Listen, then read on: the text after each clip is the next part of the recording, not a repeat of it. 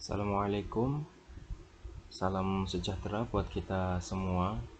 Perkenalkan, nama saya Benny, mahasiswa semester 4 Leprindo, nomor induk mahasiswa 23066. Hari ini saya akan mempresentasikan tugas mata kuliah farmakologi umum dan mata yang berjudul Farmakologi Obat Tetes Mata Steroid. Sebagai pendahuluan, saya tampilkan slide anatomi mata manusia. Jika dilihat dari gambar 1,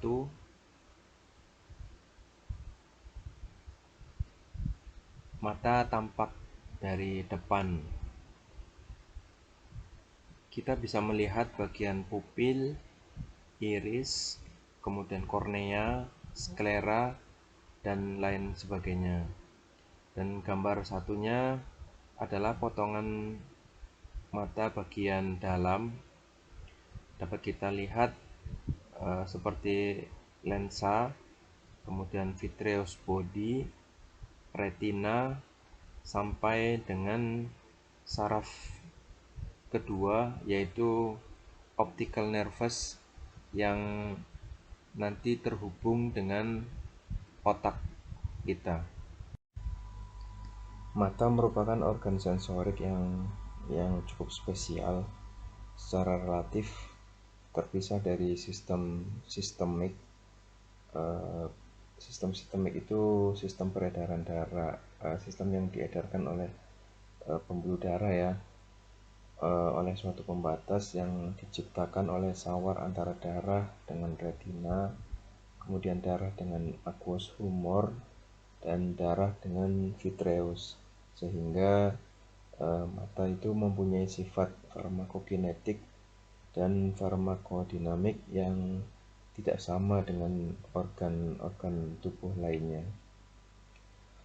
Umumnya obat mata itu diformulasikan, dijadikan sediaan.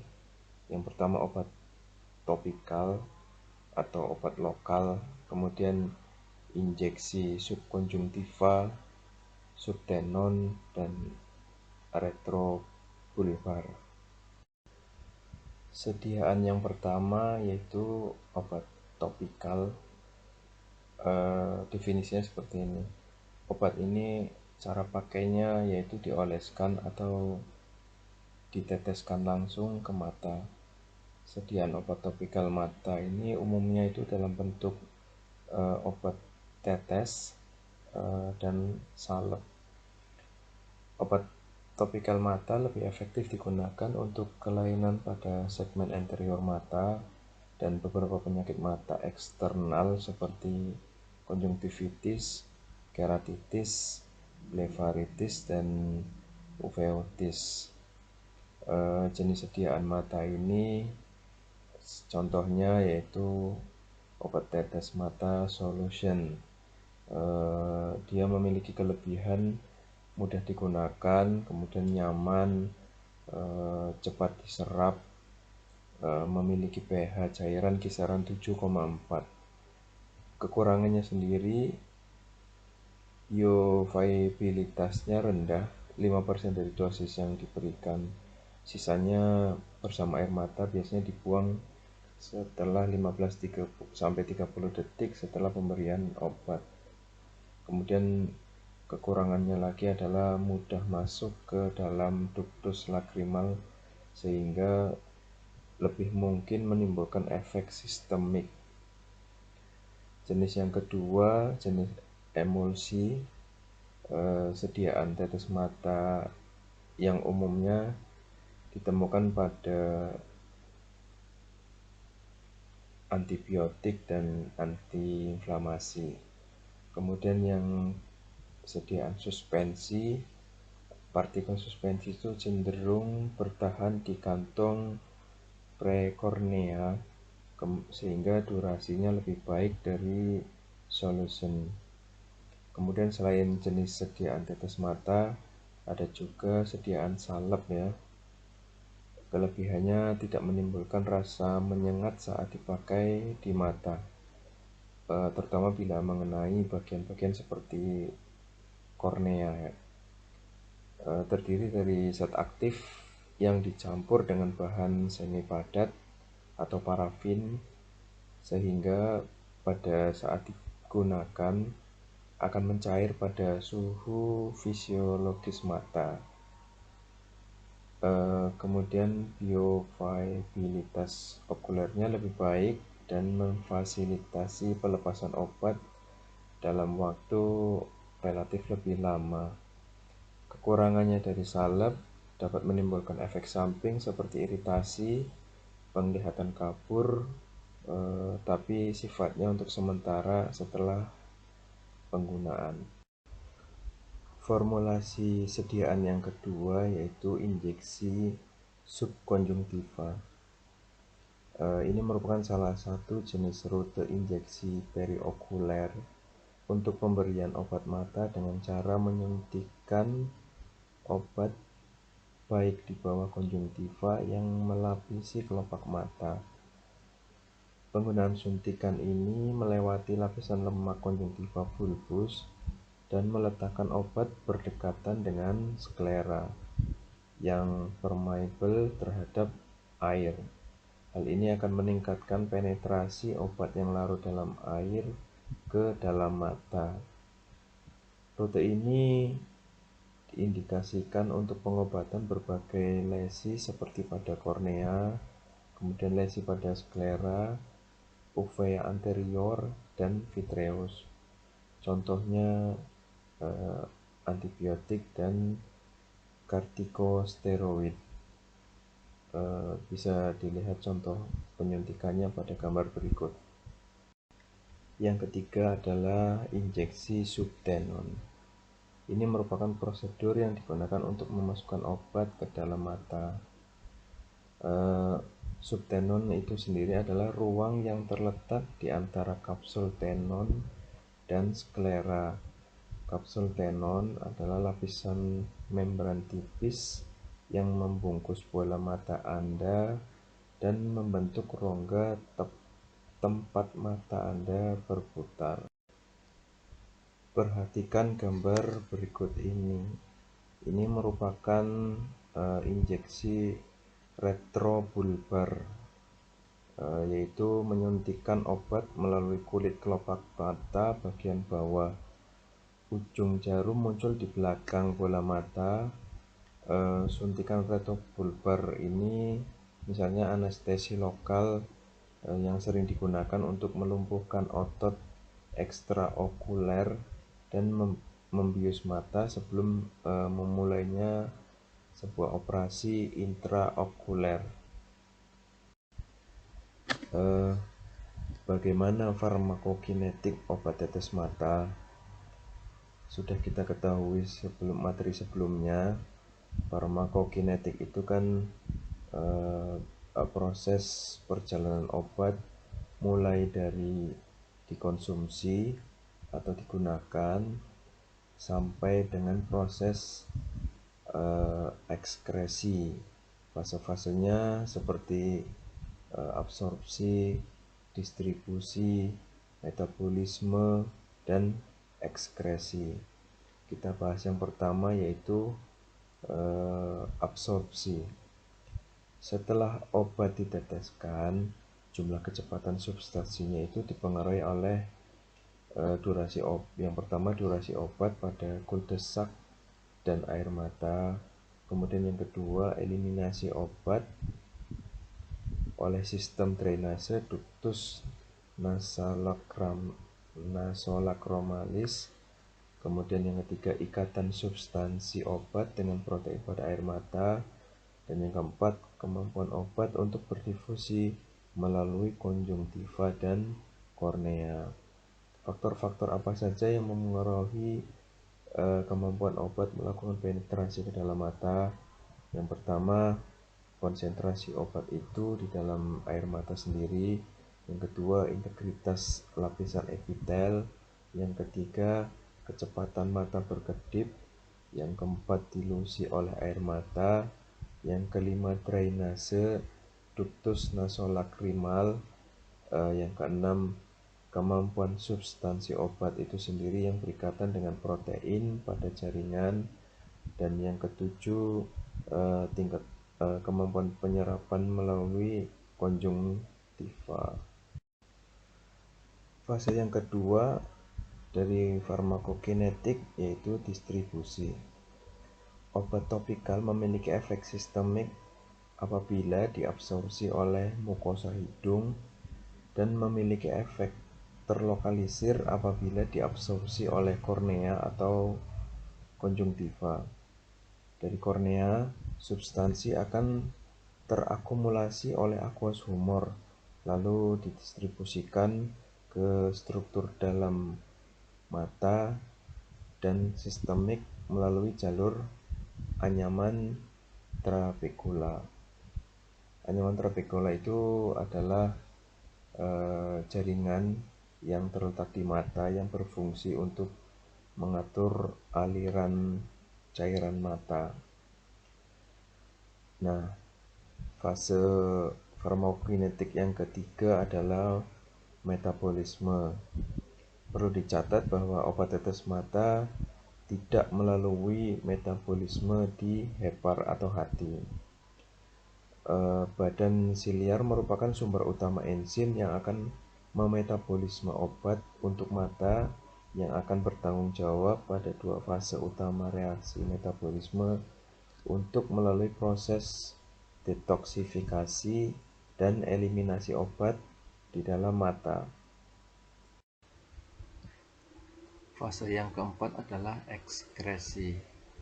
Drainase aqueous humor melalui anyaman trabekula merupakan rute utama untuk ekskresi obat tetes mata. Distribusi dan eliminasi obat secara umum dibagi melalui dua rute. Rute yang pertama adalah rute retina dan yang kedua rute aqueous humor. Skema farmakokinetik obat tetes mata bisa dilihat dari gambar berikut ini. Sedikit akan saya jelaskan. Obat diabsorpsi ke dalam mata melalui absorpsi kornea dan sebagian melalui konjungtiva. Bisa dilihat di angka 1 dan angka 2. Lalu obat dieliminasi dari bilik mata depan melalui anyaman trabekula dan kanal Schlemm. Di angka nomor 4 masih di dalam aqueous humor, di belakangnya kornea ya.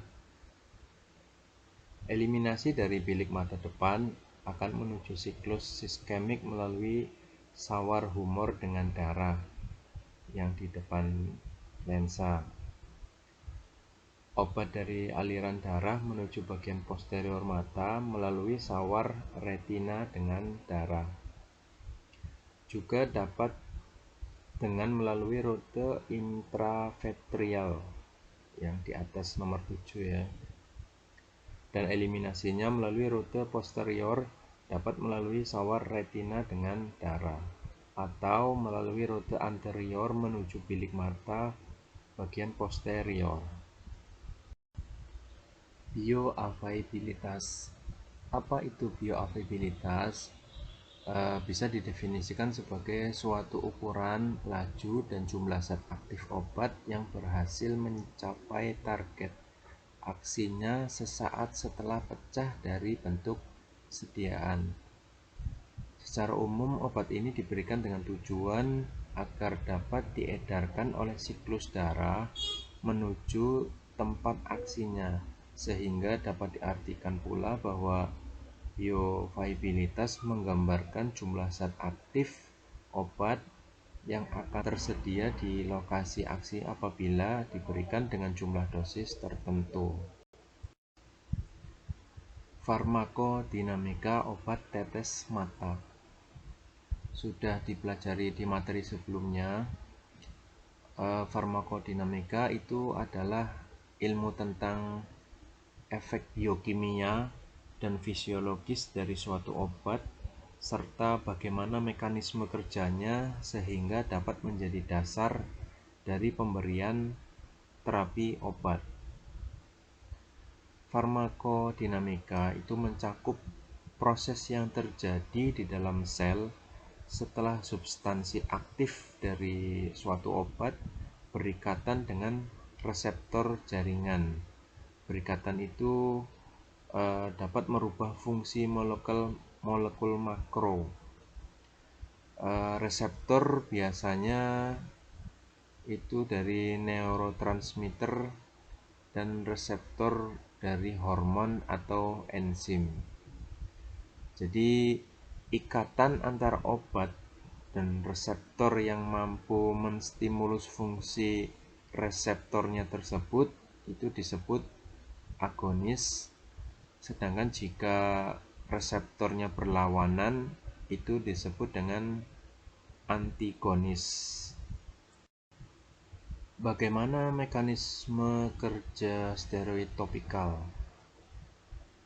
Inflamasi pada mata dapat diobati dengan obat yang diberikan secara topikal, secara injeksi lokal, dan secara sistemik.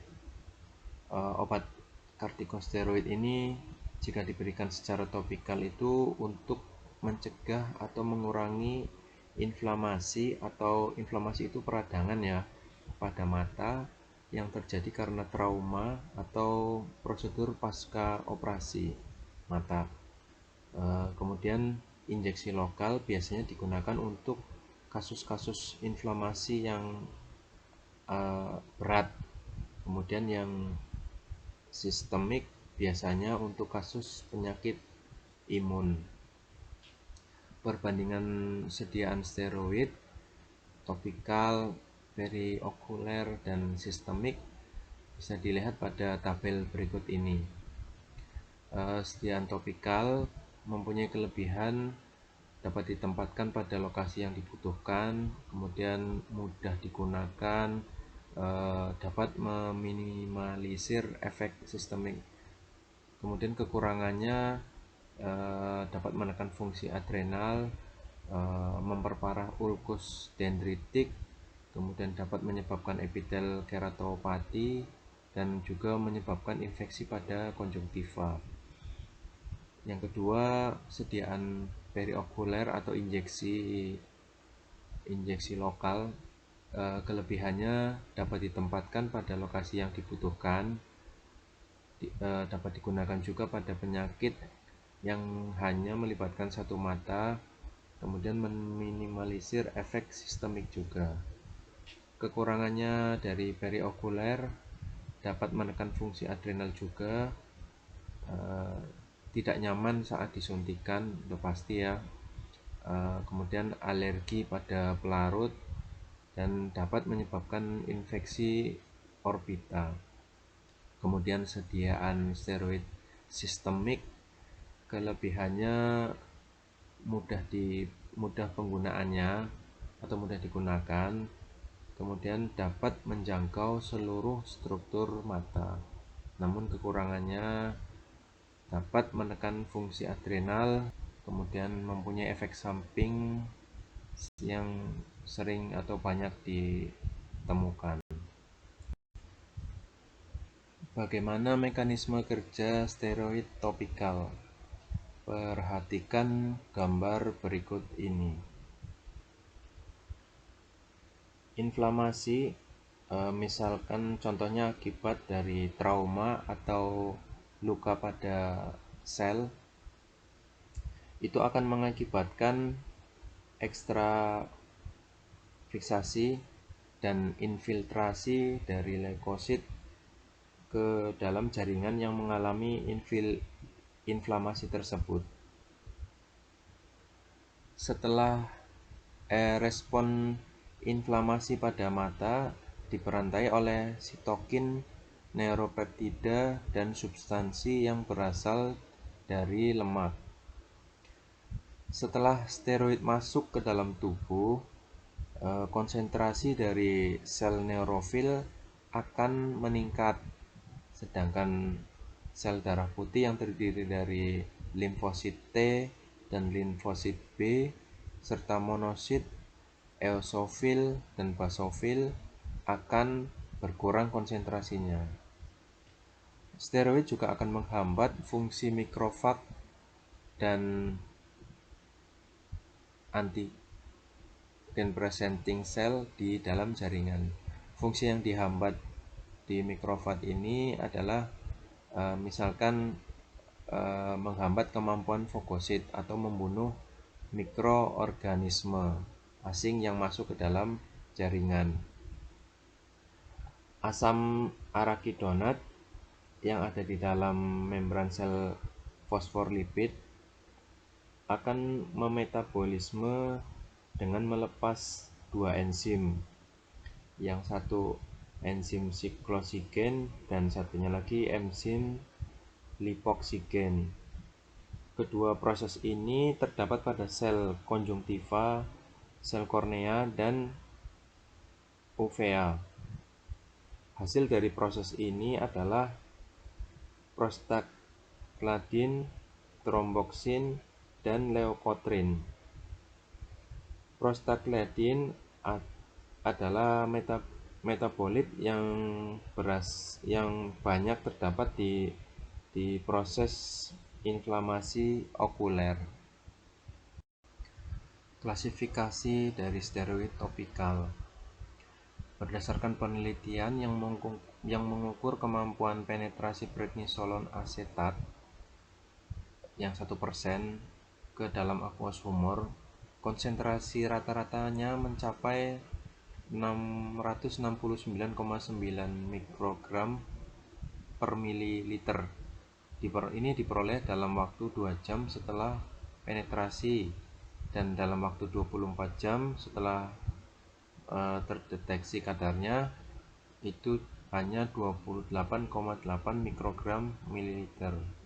Sedangkan prednisolon yang turunannya dari atau derivatnya dari fosfat 0,5%, konsentrasinya lebih rendah, yakni 25,6 mikrogram per mililiter dan tidak terdeteksi dalam 10 jam. Contoh yang lain adalah dexa yang berasal dari turunan alkohol, memiliki efek antiinflamasi yang lebih kuat dibandingkan dengan dexa yang derivatnya berasal dari fosfat. Berdasarkan penelitian, konsentrasi rata-rata dexamethasone fosfat itu yang 0,1% itu di aqueous humor adalah 30,5 mikrogram mililiter, 1,1 mg per mililiter, dan 0,7 mikrogram per mililiter. Indikasi pemberian steroid. Secara umum penggunaan kortikosteroid diberikan kepada beberapa kasus alergi seperti konjungtivitis vernal. Kemudian juga diberikan pada inflamasi non-piagemik, contohnya seperti episkleritis, skleritis, uveitis, keratitis interstisial, optik neurotis. Kemudian juga dapat diberikan untuk menurunkan respon imunologis. Penggunaan kortikosteroid topikal ini dapat diberikan pada keadaan inflamasi seperti konjungtivitis alergi, keratitis superficial non-spesifik, keratitis punctata superficial, keratitis herpes zoster, iritis, trauma kornea karena kimia, radiasi, termal, dan benda asing. Kortikosteroid juga dapat diberikan pada pasca operasi. Penggunaan kortikosteroid pada penyakit degeneratif seperti degeneratif makula sinilis, katarak, distrofi kornea, dan glaukoma primer tidak memiliki efek yang bermakna. Pada kasus infeksi, pemberian kortikosteroid dihindari kecuali pada pemberian antibiotik yang efektif diberikan sebelumnya secara simultan. Efek samping dari penggunaan steroid. Definisi efek samping itu sendiri kan respon atau reaksi yang tidak diinginkan ketika kita mengkonsumsi suatu obat. Efek samping ini tersendiri dapat menambah parah dari penyakit yang sudah diderita oleh pasien, bahkan bisa menyebabkan kematian. Berikut efek samping dari penggunaan steroid pada satu penyakit katarak ya. Penggunaan steroid dalam jangka waktu yang lama akan menyebabkan katarak subkapsular posterior. Proses terjadinya kekeruhan ini menyerupai proses yang diakibatkan oleh radiasi dan penyakit mata seperti uveitis, retinitis pigmanosa, dan pelepasan retina, dan berbeda seperti akibat dari diabetes dan trauma. Mekanismenya, steroid masuk ke sel fiber lensa dan bereaksi dengan amino spesifik di kristalin lensa. Disitulah terjadi perubahan dalam sel yang membentuk ikatan disulfida, sehingga akan terjadi agregasi protein yang akan menghalangi cahaya masuk ke dalam mata. Efek samping yang kedua adalah hipertensi okuler atau glaukoma. Steroid yang diberikan secara topikal cenderung menyebabkan tekanan intraokuler meningkat. Rentan waktunya biasanya sekitar 2-8 minggu dari awal pemberian steroid. Sebagai contoh, misalkan pemberian dexamethasone 0,1% yang diberikan 3 kali sehari menyebabkan tekanan 1,6-16 mm Hg setelah durasi pemberian 4 minggu.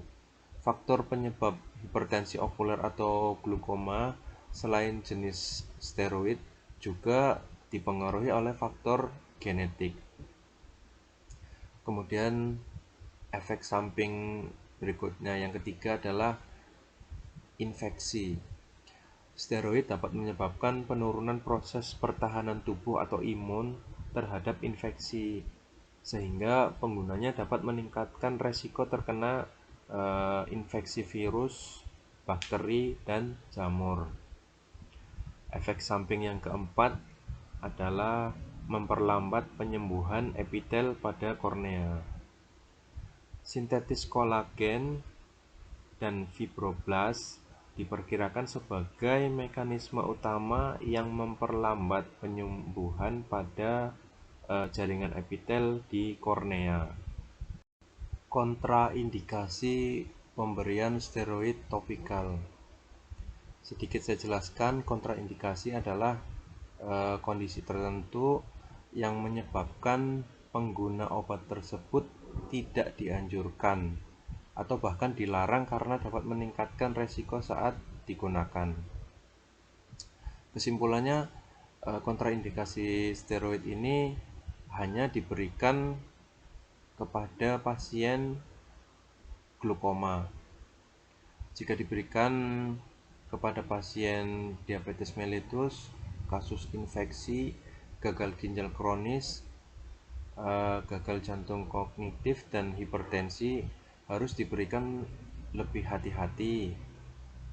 Kemudian pasien pengguna steroid juga harus diperiksa secara berkala untuk melihat kornea, lensa, dan tekanan intraokulernya.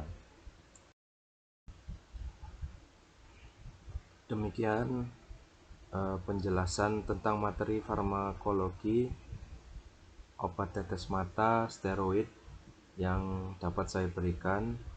Semoga bermanfaat. Selesai dan terima kasih.